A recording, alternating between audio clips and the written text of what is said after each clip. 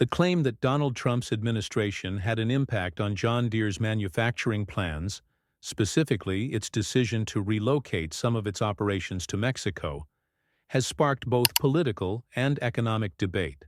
The situation centers on President Trump's stance on American manufacturing, particularly his policies to discourage outsourcing of jobs, and how major corporations like John Deere, a leading agricultural equipment manufacturer, responded to these pressures. John Deere, a household name in agricultural machinery, operates with a large-scale global manufacturing presence. The company has several plants across the U.S. and internationally. Over the years, the company has expanded its production into countries with lower labor costs, including Mexico.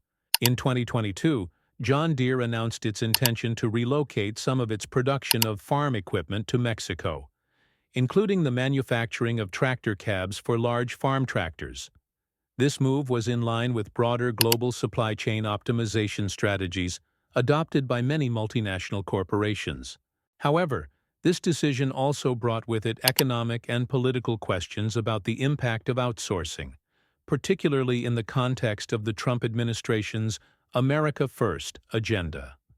During his presidency, Donald Trump became notorious for his protectionist economic policies, which included the imposition of tariffs on foreign goods in an effort to incentivize American companies to keep their production within the United States. As part of his broader America First policy, Trump often warned companies that moved operations overseas could face severe tariffs on products sold back to the U.S. market. In the case of John Deere, he threatened to impose a 200% tariff on the company's products if it continued its plan to expand operations in Mexico. Trump's vocal opposition to outsourcing was one of the key themes of his political rhetoric. He regularly targeted companies such as Carrier, Ford, and General Motors for their manufacturing shifts to Mexico, and John Deere was no exception. Trump's rhetoric around John Deere focused on the importance of American manufacturing, especially for industries such as agriculture, which he claimed should be safeguarded. In 2024, Trump was quoted saying that John Deere had reconsidered its plans for the Mexican expansion due to his tariff threats, a claim that the company later disputed. According to Trump, John Deere had decided not to proceed with building new plants in Mexico because of the threat of tariffs on their products sold in the U.S. The idea was that the high cost of tariffs would disincentivize John Deere from relocating its operations. However, John Deere's response to Trump's claims was clear and firm. The company maintained that it had not made any changes to its plans, and its expansion into Mexico was based on sound business strategies and market considerations, rather than political threats. For instance, in June 2024, John Deere confirmed its decision to move some production of small and medium-sized construction loaders from Dubuque, Iowa, to a new plant in Mexico, a move set to be completed by 2026. Similarly, production of large tractor cabs would be moved from Waterloo, Iowa, to an existing Mexican facility, with this transition slated for completion by 2024. This series of statements from John Deere contradicted Trump's claims that the tariff threats had forced the company to reconsider its international manufacturing strategy.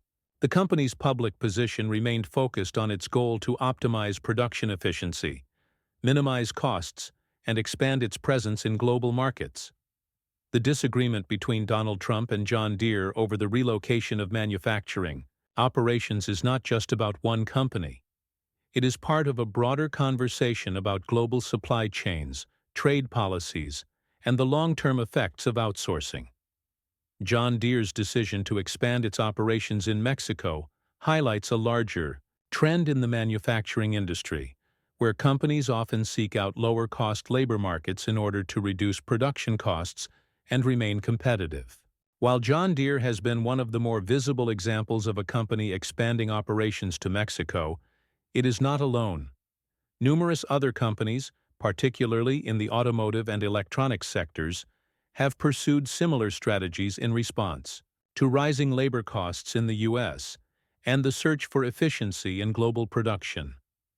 Under Trump, the United States pursued an economic policy that sought to challenge the global trade status quo, particularly with countries like China and Mexico. Trump's tariffs were a cornerstone of this protectionist approach, aimed at reducing the U.S. trade deficit and encouraging domestic production.